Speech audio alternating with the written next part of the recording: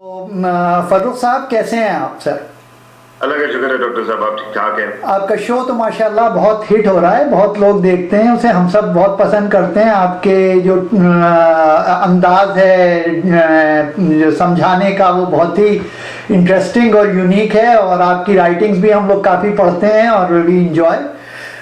तो डॉक्टर साहब, आप जैसे भाई हो, आप जैसे एक्सपर्ट से इंस्पायर होके ही काम करते हैं मेरे जैसे लोग। सर हम तो बस एक छोटे मोटे लोग हैं, और हमारी क्या है, आपकी ज़रा नवाजी है, हम जो भी हैं।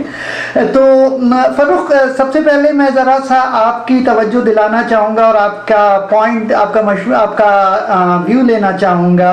ये जो अभी रिसेंटली भारत के वज़ीर आज़म साहब जनाब नरेंद्र मोदी साहब सडनली पाकिस्तान तशरीफ़ लाए, वज़ीर आज़म साहब से उनकी बातचीत भी हुई और एक बड़ा अच्छा माहौल था, बहुत अच्छा लग रहा था। यानी कि जब सुषमा स्वराज भी आई थी उस वक्त भी बहुत अच्छा लग रहा था जिस तरह से उन्होंने आके बात की और जो गर्मजोशी देखने में आई। तो सबसे पहले तो मैं आपका एक जनरल व्यू लेना चाहूँगा बिफोर कुछ उसमें से स्पेसिफिक क्वेश्चन के। तो आप जरा अपने एक जनरल व्यू दीजिएगा, हमारे नाजरीन को समझाइएगा आप कैसे देख रहे हैं सारी सिचुएशन को। जी डॉक्टर साहब, बहुत बहुत शुक्रिया। मेरा अपना ये ख्याल है कि आज तक पाकिस्तान का जो लेवरेज है, पाकिस्तान की जो कैपेसिटी टू इन्फ्लुएंस है, वो काफी कम रही है। और उसकी वजह ये है कि शायद एक तो हम डेमोक्रेसी नहीं थे, और दूसरा हमारे हालात अभी कभी यूनिटी हमारे दरमियान नहीं रह गई है।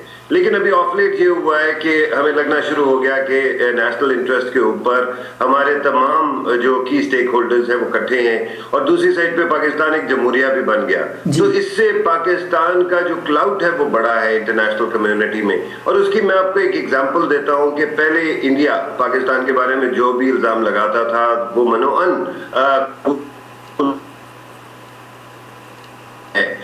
है कि इंडिया ने गुज़िश्ता एक साल में पता नहीं क्या क्या चीजें की हैं। कभी वो वोट हमने देख कंट्रोवर्सी हो जाती है, कभी कुछ और हो जाता है, लेकिन फिर भी पाकिस्तान का मौक़िफ़ जो है वो एक्सेप्ट मोरल कर लिया गया। तो उससे ये मुझे नजर आता है कि जो नरेंद्र मोदी साहब हैं उन्होंने क्योंकि हिंदुत्व के प्लान पे किया था और पाकिस्तान बैशिंग के ऊपर इलेक्शन लड़ा था, तो उन्होंने पहले अटेम्प्ट की है कि वो पाकिस्तान बैश करके देख ले अगर कुछ हो सकता है। वो नहीं हुआ। अच्छा। अब जो है he is a practical man, तो उन्होंने ये देखा है कि इंटरनेशनल कम्युनिटी का प्रेशर भी बहुत ज्यादा है।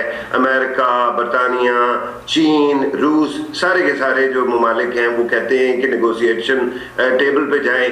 तो उसकी वजह से इस वक्त ये लगता है कि पाकिस्तान का थोड़ा सा पल्ला भी भारी हुआ है। अच्छा। और पाकिस्तान के साथ वो बात करने को तैयार भी हुए। तो मैं इस विजिट को डॉक्टर साहब जी बहुत बड़ा पॉजिटिव ब्रेक थ्रू के तौर पे देखता हूँ। 12-13 साल पहले जो है, 11-12 साल पहले वो आए थे वाजपेयी साहब। उसके बाद हमने मनमोहन सिंह साहब को देखा, बार बार हमने इनविटेशन दिया, वो नहीं आते थे। अच्छा। तो ये कम से कम एक आइस ब्रेकर के तौर पे this was a good development. Ji doctor साहब। तो आप वाजपेयी साहब के ना आने को आप कैसे देखते हैं? क्या ये वजह थी कि वो एक लिबरल फोर्सेस को वहाँ रिप्रेजेंट करते थे और उनके लिए ज़रा मुश्किल था कि जैसे निक्सन गोज टू चाइना वाला फैक्टर था वहाँ पे, ऐसी कोई चीज़ आप देखते हैं? जी जो मनमोहन सिंह साहब है ना जी, उनकी जो पार्टी है उसका एक बड़ा अलमिया ये है कि उनकी पार्टी की लीडरशिप बहुत ज्यादा डिवाइडेड है। एक साइड पे सोनिया गांधी साहिबा हैं जो कि पार्टी को चलाती हैं। मनमोहन सिंह साहब जो है वो उतने एम्पावर्ड प्राइम मिनिस्टर नहीं थे, खासतौर पे उनकी दूसरी टर्म में नहीं थे, जब उनको अवाम के मैंडेट ने ये साबित कर दिया कि पाकिस्तान के साथ डायलॉग के प्लान को लेकर इलेक्शन में जाओगे तो आपको सपोर्ट मिलेगी। और उसके बावजूद जब नहीं हो सका, मेरा अपना ये ख्याल है कि आखिरी दिनों में जब वो जाने वाले थे तो उस वक्त तो वो बहुत कोशिश कर रहे थे कि मियां नवाज शरीफ साहब के साथ मिलके कोई ब्रेक थ्रू हो जाए, और उनके ऊपर पाबंदियां सोनिया गांधी की तरफ से लगाई जा रही थी। और आज के दिन उनकी पार्टी इस चीज का खमियाजा भुगत रही है डॉक्टर साहब। अच्छा। दुनिया का कोई मुल्क नहीं चाहता, अवाम नहीं चाहते कि सिर्फ होती रहे और अमन ना हो। इंडिया को और पाकिस्तान दोनों को अमन सूट करता है अगर वो म्यूचुअल रिस्पेक्ट के बेस पे हो।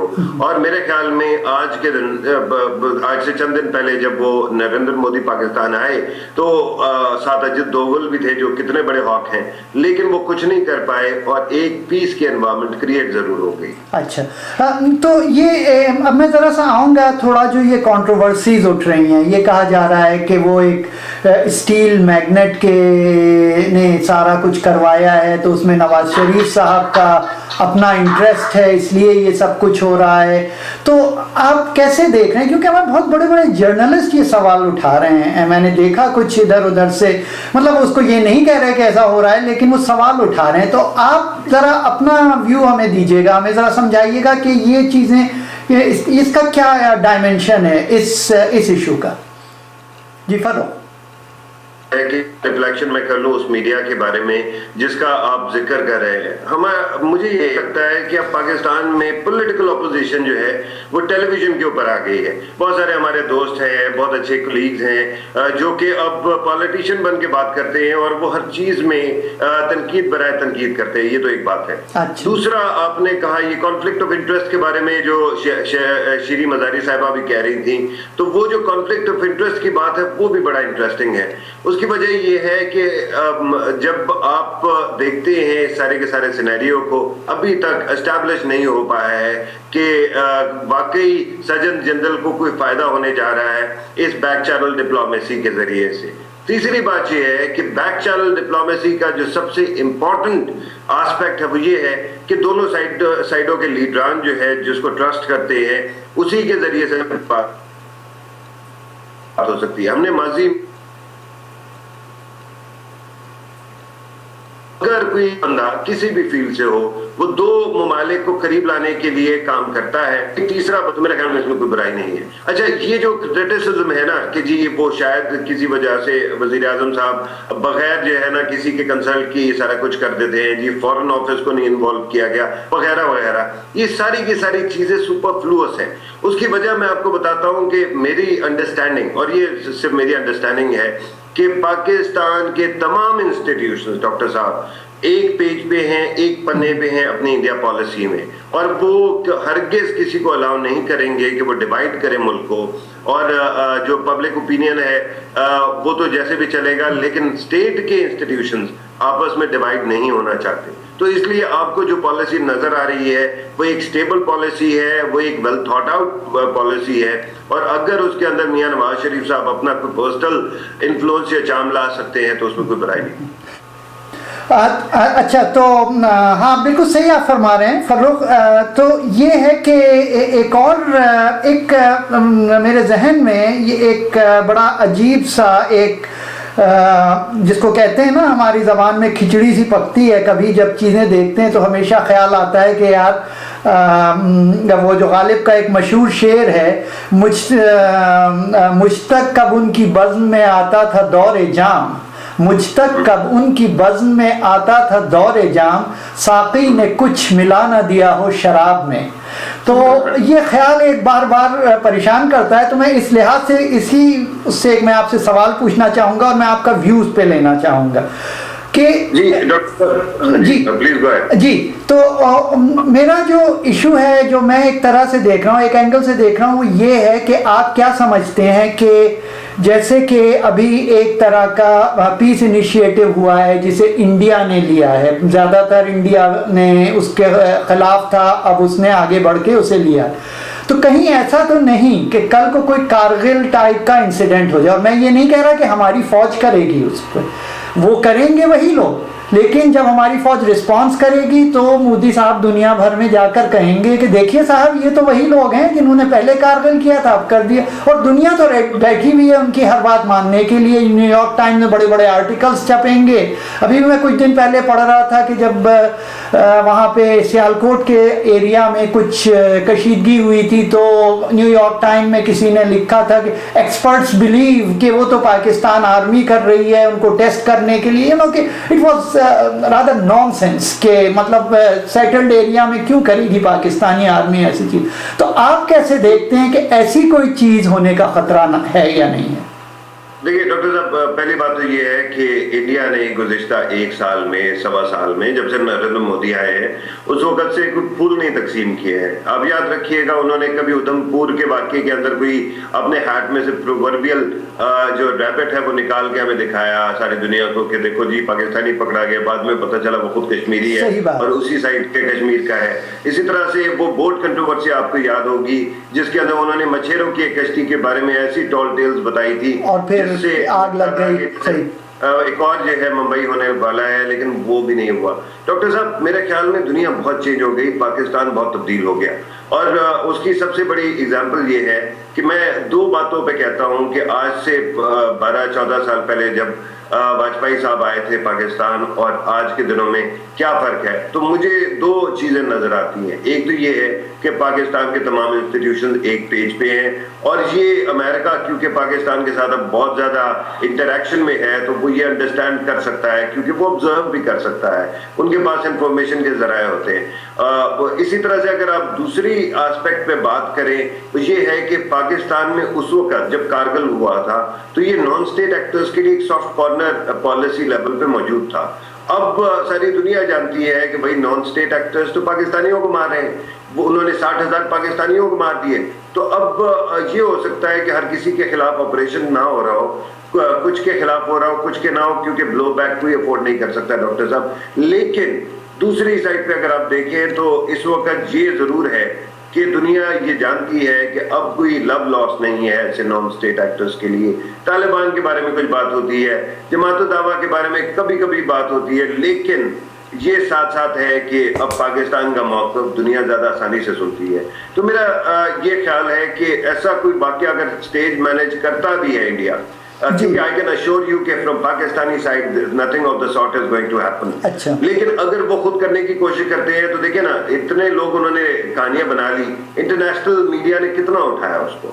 جہاں تک آپ نے نیو یارک ٹائمز کی سٹوری کی بات کی تو میں آپ کو یہ بتا دوں کہ نیو یارک ٹائمز کی سٹوری کے اندر ایک آسپیکٹ جو ہے وہ سٹوریز کے اندر انٹرسٹنگ ہے، وہ کہ وہ براہ راست تنقید کر رہے ہوتے ہیں پاکستان پہ، لیکن اگر آپ ان کو ذرا سرفیس سے نیچے جا کے ان کے ایڈیٹوریلز دیکھیں تو وہ انڈائریکٹلی یا ڈائریکٹلی پاکستان کے سپورٹ میں ہی بات کر رہے ہوتے ہیں. اور جو آپ نے کہا میرا خیال ہے آپ کا اشارہ کسی بلاگ پوسٹ کی طرف ہوگا جہاں انڈین صحافی بیٹھے ہیں ان بیچاروں پہ پریشر ہوتا ہے کہ انہوں نے انڈیا کا موقف زیادہ ابھار کے پریزنٹ کرنا ہے. تو میرا یہ خیال ہے کہ اس طرح سے جو پاکستان کا موقف ہے وہ چھپ نہیں رہا، وہ سب کے سامنے ضرور آ رہا ہے. جی ڈاکٹر. ہاں چلیں، یہ تو ایک بڑی اچھی بات آپ نے کہی. تو میں آپ سے ایک اور اسی ٹاپک پہ اس ٹاپک پہ میں آپ سے اب آخری کوشچن کرنا چاہوں گا کہ آپ آنے والے دنوں میں آپ کیا دیکھ رہے ہیں، کہ کیا ہوتا ہوا دیکھ رہے ہیں انڈیا پاکستان؟ جی سر. ڈاکٹر صاحب جی سر. اچھا ڈاکٹر صاحب، پہلی بات تو یہ ہے کہ نریندر مودی جب سے آئے ہیں اس وقت سے میری ایکسپیکٹیشن تو تقریباً زیرو ہے. میرا یہ ماننا ہے، اور آج سے سال پہلے تک یہ لگ رہا تھا، چند مہینے پہلے تک یہ لگ رہا تھا کہ کہیں انڈیا کے اندر جو ہاکس موجود ہیں وہ کوئی جنگ نہ شروع کرا دیں، کیونکہ یہ خدا نہ خاصہ اگر ہو جائے تو کوئی ایٹمی جنگ ہوگی، جوہری جنگ ہوگی اور وہ بڑا نقصان کرے گی. تو وہ اب جو مسئلہ ہے وہ کم ہوتا ہوا نظر آ رہا ہے، کیونکہ دنیا یہ مانتی ہے، اور میرا بھی یہ مشاہدہ ہے کہ جب تک دو ممالک آپس میں بات کر رہے ہیں جنگ کے چانسز کم ہوتے ہیں، تقریباً مور اور لیس ناممکن ہوتے ہیں. تو یہ تو ایک اچھی بات ہے کہ تھوڑا سا شاید بارڈر کے اوپر سٹیبلٹی آئے گی. لیکن دوسری سائڈ پہ جہاں پہ آپ کہتے ہیں کہ شاید کوئی بہت بڑا بریک تھرو ہو جائے، مجھے یہ پتا ہے کہ امریکن پریزیڈنٹ جو ہے اور پیوٹن صاحب بھی اور چائنیز پریزیڈنٹ بھی اس میں خاص انٹرسٹ لے رہے ہیں. اور آپ نے سنا ہوگا کہ نیوکلیئر سمٹ کے لیے جو 31 مارچ کو واشنگٹن میں ہونا ہے اس کے لیے انویٹیشن دونوں سربراہان کو آیا ہوا ہے، بھارت کے بھی اور پاکستان کے بھی. تو دیکھتے ہیں آگے کیا ہوتا ہے، ان کس کروٹ بیٹھتا ہے. لیکن اس وقت ڈاکٹر صاحب میں بہت زیادہ کوئی آپٹمسٹک میسج دینے کا نہ تو قائل ہوں، نہ شاید میں اس کے قابل ہوں. اسی اس سے ایک میرے ذرا ایک سا ضمنی سا سوال میرے ذہن میں ابھرا ابھی کہ کہ دیکھیے جب اٹس ٹرو کہ اسٹریٹجک جو ایشوز ہوتے ہیں ان کو ریزالو کرنا بہت ضروری ہوتا ہے. جیسے ہم نے یورپ میں دیکھا کہ جب کول اینڈ اسٹیل کی ایک کمیونٹی بن گئی اس کے بعد جا کر چیزیں ٹھیک ہونا شروع ہوئی, ان کی ورنہ کتنی جنگیں انہوں نے لڑی. تو یہ ہے کہ جو کشمیر ہے although کہ it is a strategic issue also has to be resolved, لیکن فاروق آپ یہ نہیں سمجھتے کہ اگر پاکستان جو ہے کسی طرح سے انڈیا کے اسٹیکس کریٹ کرے اپنے کنٹری میں کہ ان کے تجارتی کوریڈورز ہوں جس کے بعد انڈیا جو پریشر میں آئے گا کہ وہ جو ہے پاکستان سے بات چیت کرے کشمیر پر بھی, تو آپ کیسے دیکھتے ہیں اسے, یا آپ یہ سمجھتے ہیں کہ ہر چیز کو ساتھ چلنا چاہیے؟ ڈاکٹر صاحب میں ان دونوں چیزوں کے اوپر ایک تیسری بات کرنے جا رہا ہوں, اور وہ یہ ہے کہ آج کے دن جو کشمیر کی سینٹرلٹی ہے وہ اس بات سے قائم ہوتی ہے کہ ماضی میں حکومتوں نے بہت کچھ کر کے دیکھ لیا. آپ کو پتا ہے پرویز مشرف کے زمانے میں ٹریڈ کی انٹرسٹ بھی کریٹ کیے گئے. آپ کو پتا ہے کہ افغانستان اور انڈیا کا جو ٹرانزٹ تھا وہ کافی عرصے تک بغیر کسی روک ٹوک کے چلتا رہا. اس طرح سے اور بہت انٹرسٹ پیدا کیے گئے. پھر زرداری صاحب کے زمانے میں ان کی فلمیں تک پاکستان میں اجازت دے دی گئی کہ وہ ہمارے سنیماز میں چلے. درمیان میں کہیں پہ انڈین ڈرامے بھی ہمارے ٹی وی پہ آنا شروع ہو گئے. تو اس کے بعد میں تو یہ کہوں گا کہ ہم نے دیکھ لیا ہے کہ انڈیا ان چیزوں کو پریشر کے طور پہ نہیں لیتا. اگر آپ جتنا بھی ان کو وہ کر دیں, انڈیا کا اور پاکستان کا ڈاکٹر صاحب سب سے بڑا مسئلہ یہ ہے کہ یہ دونوں ممالک وہ ہیں جن کے اندر اچھی خاصی پاورٹی ہے, لیکن اس کے باوجود یہ لوگ ہر آرگومنٹ کو, ہر مسئلے کو پولیٹیکل سمجھتے ہیں, اکنامک نہیں سمجھتے. اگر یہ اکنامک آرگومنٹ کو پرائرٹی دینے والے ہوتے تو آج تک یہ 4 جنگیں نہ ہوتی. اس کی وجہ یہ ہے کہ بھارت آج اپنے آپ کو بہت بڑی اکانومی کہہ لے, لیکن فیکٹ یہ ہے کہ ابھی بھی اس کے کروڑوں لوگوں کے پاس بجلی نہیں ہے, ابھی بھی وہاں پہ غربت بہت زیادہ ہے, اور وہ جو سپر پاور ایمبیشن ہے وہ اس طرح کی پاورٹی کے ساتھ ڈاکٹر صاحب نہیں چل سکتا. پاکستان کی پرائرٹی کا بھی یہی مسئلہ ہے.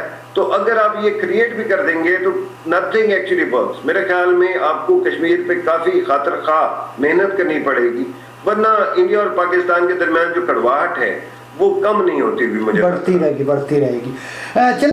اچھا تو چلیں ہم نے بات کی فاروق پتافی صاحب سے بھارت اور پاکستان کے تعلقات پر. تو ان کے ہونے کے ہم لوگ بڑی غلطی کریں گے اگر ان سے کچھ بے نظیر بھٹو صاحبہ کے جو ٹرائلز ہیں ان پہ بات نہ کریں. تو ہم ان سے ذرا سے اس پہ رائے لیں گے. تو فاروق یہ بتائیے کہ جس طرح سے ہیرالڈ منوز نے اپنی کتاب میں جو ڈسکشنز کیے ہیں, جو کہ ان کو یہاں بلایا گیا تھا as a U N commission کا لیڈر کے حساب سے, پھر ان کے ساتھ جو ان کو جا کے روکا گیا, پھر ان کو ایک رپورٹ دے دی گئی کہ آپ یہ رپورٹ پبلش کر دیجئے گا اکارڈنگ ٹو ہم. تو آپ بتائیے ہم کہاں جا رہے ہیں؟ کیا بے نظیر صاحبہ کو کبھی انصاف ملے گا؟ ڈاکٹر صاحب پہلی بات تو یہ ہے کہ جس ملک کے اندر ذوالفقار علی بھٹو کو ابھی تک انصاف نہ ملا ہو, وہاں بے نظیر بھٹو کو انصاف ملنے کی باتیں تو بہت دور کی ہیں. لیکن میرا اپنا یہ خیال ہے کہ ذوالفقار علی بھٹو کی معاملے میں تو ہمارے سامنے سب شواہد تھے, ساری کہانی موجود تھی, لیکن اس کے باوجود ہم نہیں کر پائے. محترمہ کا معاملہ جو ہے وہ ذرا تھوڑا سا ٹیڑھا ہو گیا ہے. اس کی وجہ یہ ہے کہ آپ نے منیر صاحب کی جو کتاب کا ریفرنس دیا اور دیگر کتابیں بھی, اس کے اندر یہ خاص طور پہ دکھایا گیا کہ کتنا ڈس انٹرسٹڈ لوگ تھے اس وقت ڈاکومنٹ کرنے پہ اور کس طرح سے چیزوں کو سٹال کیا گیا. لیکن اس کے ساتھ ساتھ ایک اور معاملہ جو ہے وہ مجھے یہ لگتا ہے کہ جو بہت امپورٹنٹ شواہد یا لوگ موجود تھے جو وٹنس کے طور پہ ہوتے ہیں, جن کا کوئی رول بنتا ہے, چاہے وہ خالد شہنشاہ ہو, چاہے جو ہے وہ ایسے اب چلے گئے, تو اس کے بعد جو ہے اب جتنا بھی ہم ریسرچ کرنا چاہیں وہ کر لیں, لیکن جو فیکٹس ہیں وہ اب آپ کے سامنے اس طرح سے نہیں آ سکتے جس طرح سے شاید ان کے اساسینیشن کے امیڈیٹلی بعد آ سکتے. ہاں یہ بہت بڑا سوال ہے کہ ایسی انویسٹیگیشن کو کیوں سبوٹاج کیا گیا, اس پہ لوگوں کو تنگ کیا جا سکتا ہے, اس پہ لوگوں کو سزا دی جا سکتی ہے. وہ ایکٹ تھا میرا خیال میں اب یہ ریالم آف اسپیکولیشن میں ہے اور ایک سیدھی سی بات ہے ڈاکٹر صاحب کہ جب جو پارٹی ان کے نام پہ ووٹ لیتی ہے جی اگر اس کو جلدی نہیں تھی کسی فیکٹ تک پہنچنے کی تو پھر آپ کے میری جلدی سے کیا ہوتا ہے؟ تو آپ فروخ یہ کیسے دیکھتے ہیں کہ آپ دیکھیے آپ کو یاد ہوگا کہ جب شاہ نواز بھٹو صاحب کا مرتضیٰ بھٹو صاحب کا اسیسینیشن ہوا تھا تب پرائم منسٹر نے رائے ہیریج کی لیڈرشپ میں جو کہ ایک میٹ پولیس کے ریٹائرڈ لوگوں کو بلا کے انویسٹیگیشن کروائی. پھر لیاقت علی خان کے زمانے میں بھی میٹ پولیس نے آ کر اس کی انویسٹیگیشن کی. پھر بے نظیر صاحبہ کے اس میں بھی یو این بھی آئی, میٹ پولیس بھی آئی, اینڈ اسکاٹ لینڈ یارڈ میرا مطلب ہے. تو یہ بتائیے یہ کیا ہم لوگوں کا وتیرہ ہے کہ ہم کیوں ہمیشہ باہر کے ایک سوورن کنٹری ہوتے ہوئے ہم کیوں یہ باہر کے لوگوں کو بلا کر انویسٹیگیشن کرواتے ہیں اور اس کا کوئی رزلٹ بھی نہیں آتا, پھر ان کو کام بھی نہیں کرنے دیتے ہیں؟ ڈاکٹر صاحب یہ بڑا انٹرسٹنگ سوال ہے اور میرے خیال میں اس کی 2-3 وجہیں ہیں.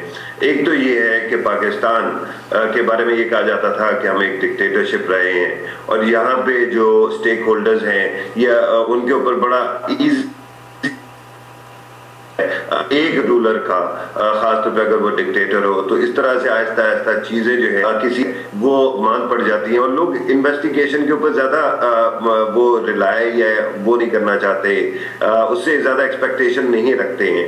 لیکن باہر کیا یہ تو ایک آسپیکٹ ہے. دوسرا شاید یہ بھی ہوگا کہ پاکستان کے پاس اتنے زیادہ انویسٹیگیٹو سکل بھی نہیں رہے ماضی میں, لیکن اب یہ سلسلہ رک جانا چاہیے. اس کی وجہ یہ ہے کہ آپ نے پاکستان کے لیڈران کا تو صحیح بتایا کہ لیاقت علی خان ہوں, چاہے مرتضیٰ بھٹو ہوں, چاہے بے نظیر بھٹو صاحبہ ہوں, ان تمام کے مسٹریز موجود ہیں. اور ضیاء الحق کے بارے میں بھی یہ کہا جاتا ہے نا کہ ان کا جہاز بھی پھٹ گیا اور اس کے بارے میں بھی ہمارے پاس زیادہ ڈیٹیلز نہیں ہیں. لیکن دنیا بھر میں ڈاکٹر صاحب جتنی بھی پولیٹیکل اس طرح کے اسیسینیشن یا ڈیتھس ہوتی ہیں اس کے اندر آپ کو بہت زیادہ انویسٹیگیشن میں نکلتا ہوا کچھ نظر نہیں آتا. اگر آپ جو ہے انڈیا کی بات کر لیں تو شاستری صاحب جو ہے وہ وزیر اعظم تھے اور مارے گئے. اچھا, اسی طرح جان ایف کینیڈی کی بات کر لیتے ہیں, ان کے بھائی کی بات کر لیتے ہیں باب کینیڈی کی. تو ان تمام چیزوں میں اب نکلتا کچھ نہیں ہے. ہم فکشن لکھ سکتے ہیں, ہم ہسٹری لکھ سکتے ہیں, ہم ہسٹوریکل فکشن لکھ سکتے ہیں, لیکن مجھے لگتا ہے کہ اس سے زیادہ بات آگے نہیں بڑھے گی. اچھا, تو یہ نہیں کہ بس یہ وہی ہے ایک طرح کا کینیڈی کا اسیسینیشن ہے, یا یہ کہیں کہ شاستری جی کا سڈنلی ہارٹ اٹیک ہو جانا وہاں تاشقند میں, یہ مطلب وہی چیز رہے گی, اس کا کبھی کچھ پتہ نہیں چلے گا. جی, ان کا بیٹا آج بھی کہہ رہا ہے نا کہ ان کو قتل کیا ہے. اس طرح کی اور بہت ساری کہانیاں ہیں. That's true. اور کلدیپ نائر صاحب نے بڑی تفصیلات بھی لکھی ہیں, پڑھی ہوں گی آپ نے اس کے اوپر, وہ بھی کافی انہوں نے کنٹروورشل بنا دیا ہے اس ڈیتھ کو. تو تھوڑی سی بات ہم آپ سے کرنا چاہیں گے فروخ صاحب, افغانستان اور پاکستان کے ایشو پہ. ہمارے جنرل صاحب تشریف لے گئے ہیں اور آج میں دیکھ رہا تھا کوئی 8-9 کے قریب ٹویٹس آئے عاصم باجوہ صاحب کے, اور اس میں انہوں نے ساری چیزیں بتائیں کہ یہ ہوگا وہ ہوگا. لیکن فروخ کچھ ہم لوگوں کو یہاں سے بیٹھ کے بڑا کنفیوژن ہوتا ہے اس کو. اچھا, اب آپ دیکھیے, میں ذرا سا آپ کو ایک فارمولیشن کرنا چاہتا ہوں اپنے سوال کی, کہ آپ دیکھیے پاکستان میں ایک حکومت ہے, سوورن حکومت ہے. اچھا, وہاں پہ طالبان لڑ رہے ہیں, تو ہم نے کیا کیا, ہم نے جا کے طالبان کو پہلے تو ان سے مذاکرات کرنے کے لیے کچھ کوشش کی, لیکن جب دیکھا کہ وہ تیار نہیں ہے تو ہم نے جا کر ان کو کلین اپ کیا. اگر میں اپنے آپ کو افغان حکومت کے شوز میں ڈالوں تو میں تو یہ دیکھتا ہوں کہ میری حکومت ہے جو ایک سوورن ہے, الیکٹڈ ہے. چلیے آپ اس پہ کہہ دیجئے ریگنگ سے آئی ہے, یہ سب وہ سب چیزیں تو بات کی بات ہیں. تو میں جا کے طالبان سے پاور شیئر کیوں کروں؟ میں یہ جا کر ان کو بھی وہی کچھ ان کے ساتھ ٹریٹمنٹ کیوں نہ کروں جو کہ پاکستان اپنے طالبان کے ساتھ کر رہا ہے اور جو صحیح کر رہا ہے. تو اس کے اوپر جب ہم لوگ جاتے ہیں کہ اور ہم لوگ کہتے ہیں کہ ہم ان سے بات کروائیں گے آپ کی اور ان کے ساتھ مذاکرات کروائیں گے, تو فروخ آپ کو یہ کوئی پیراڈاکس دکھائی نہیں دیتا یہاں کے اوپر کہ ہم اپنے کنٹری میں تو ایک چیز کر رہے ہیں, افغانستان کے لیے دوسری چیز؟ डॉक्टर साहब, मेरे ख्याल में ये बड़ा इंटरेस्टिंग सवाल है और मैंने इस पे बड़ा सोचा है। सबसे पहले तो मैं आपको एक बात बता दूं कि कोई भी इदारा, कोई भी ऐसा इंस्टीट्यूशन, कोई भी ऐसा नॉन स्टेट एक्टर अगर वो कहता है कि मैं फिजिकल वायलेंस के जरिए अपनी बात मनाना चाहता हूं, तो मैं तो उसको जो है बिल्कुल कोई घास डालने में बिलीव नहीं करता, चाहे वो पाकिस्तान हो, चाहे वो अफगानिस्तान हो, चाहे दुनिया का कोई और मुल्क हो। मेरा ये मानना है कि वायलेंस और खासतौर पे आम आवाम को मारने वाला वायलेंस जो है उसको तो बिल्कुल बर्दाश्त किया नहीं जाना चाहिए। और दूसरा सवाल जो बड़ा इंटरेस्टिंग आप ही की बात से निकलता है वो ये है कि क्या अफगान तालिबान और पाकिस्तान तालिबान में कोई फर्क है। ये माना जाता है या ये क्लेम किया जाता है हमारे पॉलिसी सर्कल्स में कि अफगान तालिबान और पाकिस्तान तालिबान में काफी फर्क है, कि ये तो उन्होंने तो अपना नाम तालिबान इसलिए रख लिया कि ये पाकिस्तान को हर्ट ज्यादा करेगा, तकलीफ ज्यादा देगा, अदरवाइज जो है इनका उनसे कोई ताल्लुक नहीं है। लेकिन देखिए, जब ये फजलुल्लाह को बनाया गया तो मुल्ला उमर की सील को इस्तेमाल किया गया उसको सपोर्ट करने के लिए, और मंसूर जो है उन्होंने भी आज तक कोई ऐसा फतवा नहीं दिया इसके फजलुल्लाह के खिलाफ। तो मैं तो इससे यही समझूंगा ना कि इन दोनों में कोई फर्क नहीं है। लेकिन अब मसला कहाँ आ जाता है डॉक्टर साहब, वो ये है कि दुनिया और अफगानिस्तान की मौजूदा हुकूमत, या बल्कि आप हुकूमत बिना कहें रियासत, वो फटीग्ड है एक बार बार के 15 साल के एक स्ट्रगल को कर करके। मेरा मानना ये है कि अफगानिस्तान का प्राइमरी मसला वो जो है वो पॉलिटिक्स नहीं है, वो भी इकोनॉमी है।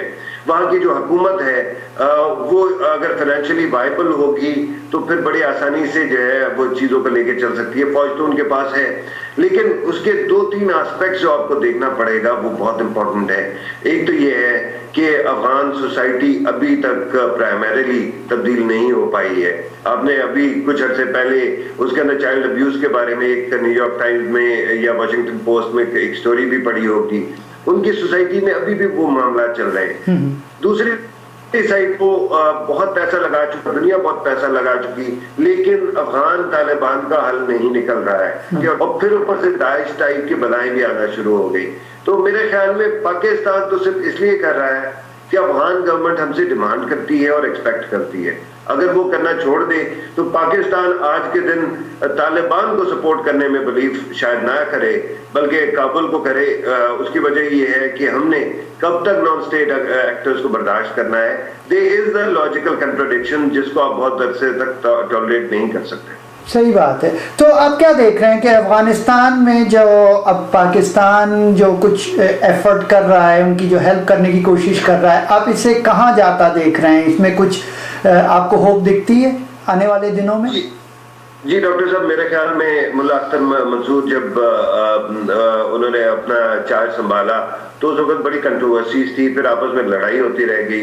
लेकिन अब जो है वो मामला तकरीबन ऐसे लगता है कि सेटल हो गया है। अख्तर मंसूर के बारे में तो ये भी खबरें आ रही थी कि शायद प्यूटन साहब का भी राब्ता हो गया उसके साथ। अच्छा। तो ऐसे जब मामला हो जाए तो फिर ऐसे लोगों के साथ बात की जाती है, और मेरे ख्याल में वो भी बात करने को तैयार है इस वक्त।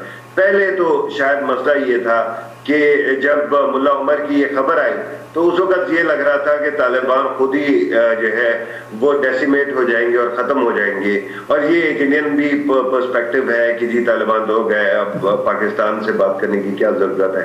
लेकिन मुल्ला मंसूर ने जो है वो अनफॉर्चुनेटली वायलेंस के जरिए अपने आप को जो है वो ये कर दिया कि ही हैज सर्वाइव्ड, ना सिर्फ फिजिकली, ना सिर्फ पार्टी यानी तालिबान के हेड के तौर पे, बल्कि एज अ पोटेंट फोर्स। तो अब वो दोनों साइडों से रेडीनेस तो मुझे बताया जा रहा है कि है कि वो डायलॉग शुरू हो जाए। क्या उसका नतीजा निकलेगा, क्या शेयरिंग फॉर्मूला होगा, मेरे लिए ये ज्यादा बदबख्ती की बात है, ये बदकिस्मती की बात है कि 15 साल हो गए इंडिया के अफगानिस्तान को की हुकूमत को तब्दील हुए, और 10 साल 11-12 साल हो चुके नए कॉन्स्टिट्यूशन को बने, लेकिन उसके बावजूद आज भी हम कॉन्स्टिट्यूशनल अरेंजमेंट्स की और तब्दीली के फॉर्मूला की बात कर रहे हैं। ये मेरा मानना है कि चाहे जो भी आउटकम हो, پاکستان، انڈیا اور ایران، یہ تین ممالک جو بالکل ساتھ بیٹھے ہیں، ان کو چاہیے کہ یہ ان پہ پریشر ڈالا جائے، دنیا ڈالے کہ یہ جو ہے انسولیٹ کر دے افغانستان کو اپنی پالیسی سے، ورنہ ادروائز ہماری نوک جھوک چلتی رہے گی اور افغان مستقبل جو ہے وہ تباہ ہوتا رہے گا۔ تو فروخ ایک چیز بتائیے، آپ نے پڑھا ہوگا احمد رشید صاحب اکثر لکھتے آئے ہیں کہ افغانستان کی جو سلوشن ہے، اور ان کا وہ کلیم یہ کرتے ہیں کہ لقدار براہیمی سے بھی انہوں نے اس چیز پہ بہت باتیں کی تھیں، اور جو بینی روبن تھے انہوں نے بھی کافی اس چیز کو سپورٹ کیا تھا کہ افغانستان میں سینٹرلائز گورنمنٹس نہیں چل پائیں گی کیونکہ وہاں کا جو کلچر ہے، جو سوسائٹی ہے وہاں کی۔ تو آپ کیسے دیکھتے ہیں کہ ایسا کوئی سولوشن اگر پریزنٹ کیا جائے جس میں ایک طرح کی کانفیڈریشن وہاں کے اوپر افغانستان میں بنی، تو آپ کیا سمجھتے ہیں اس کا امپیکٹ پاکستان پہ کیا پڑے گا؟ کیا وہ مضبوط ہوگی حکومت وہاں پہ؟ دیکھیں ڈاکٹر صاحب، بات یہ ہے کہ احمد رشید صاحب کے بارے میں تھوڑی سی بہت زیادہ تعریف بھی کر دوں۔ وہ پاکستان کے ان چند ایکسپرٹس میں سے ہیں جنہوں نے طالبان فینومینا کو اس وقت ڈیفائن کیا، ڈسکرائب کیا جس وقت دنیا کے لوگ جو ہے شاید اس سے بالکل لا علم تھے۔ لیکن اور احمد رشید صاحب بہت بریلینٹ ایکسپرٹ بھی ہیں افغانستان پہ، میرے ذاتی دوست بھی ہیں، لیکن ان کا ایک اور معاملہ ہے، اور وہ یہ ہے کہ ہی از ویری کلوز ٹو کرزائی صاحب ایز ویل، ان کے بہت اچھے دوست ہیں۔ تو وہ کرزائی صاحب کے موقف کو بھی وہ مورلس جو ہے تقریباً مجھے لگتا ہے کہ کئی دفعہ مان لیتے ہیں۔ اب کو پتا ہے کہ افغانستان کے اندر کرزائی صاحب کا ایک ایمبیشن دوبارہ بن رہا ہے کہ وہ دوبارہ پالیٹکس میں آئے، اس کانسٹیٹیوشن میں ان کے لیے ذرا مشکلات ہوں گی، تو اب وہ بات کرتے ہیں کہ اب پارلیمنٹری سسٹم آف گورننس ہو۔ تو اس کانٹیکسٹ میں تو میں تھوڑا سا ان سے ڈس ایگری کروں گا۔ میرے خیال میں کرزائی صاحب کے زمانے میں یہ کانسٹیٹیوشن بنا تھا، اور آج کے دن یہ کانسٹیٹیوشن تبدیل کرنا میرے خیال میں تو حماقت ہوگی۔ اسی سلسلے کو آگے بڑھائیں گے تو شاید کچھ ایوالو ہو جائے۔ اگر ہر 10-15 سال بعد آپ سسٹم کو روکیں گے تو معاملات خراب ہوں گے۔ اچھا، جہاں تک آپ کنفیڈریشن کی بات کر رہے ہیں ڈاکٹر صاحب، ہمارا سب سے بڑا کنسرن کیا ہے؟ ہم افغانستان کو اتنا ٹائم کیوں دیتے ہیں؟ ہم افغانستان پہ اتنی توجہ کیوں رکھتے ہیں؟ اس کی وجہ یہ ہے کہ پاکستان کا ایک سبسٹینشل پورشن ایک ایتھنیسٹی کے ساتھ جو ہے جڑا ہوا ہے، جو کہ افغانستان میں بھی اور یہاں پہ بھی ہے، اور وہ ہے پشتون پاپولیشن۔ اور آپ کو یاد ہوگا 1940s کے اندر ایک جو ہے شوشہ بھی چھوڑا گیا تھا پختونخوا کا، پختونستان کا آزاد ملک بنایا جائے۔ تو اب ہمارا جو سب سے بڑا کنسرن اس وقت ڈاکٹر صاحب یہ ہے کہ اس طرح کا اگر کوئی بھی فیلئر ہوا افغانستان کے اندر تو اس وقت اور بھی کنسپریسی تھیریز چل رہی ہیں۔ مثال کے طور پہ وہ جو بلڈ بارڈرز کی بات ہے، اس طرح کی اور کہانیاں ہیں، تو اس کے اوپر جو ہے یہ پریشانی ہوتی ہے کہ کہیں وہ پاکستان کے اوپر بھی کوئی نیگیٹو امپیکٹ نہ کرے۔ تو اس وقت تو افغانستان کی موجودہ اسٹیٹ کو اسی طرح اسٹرینتھن کرنا زیادہ امپورٹنٹ ہے۔ تبدیلی لائیں گے تو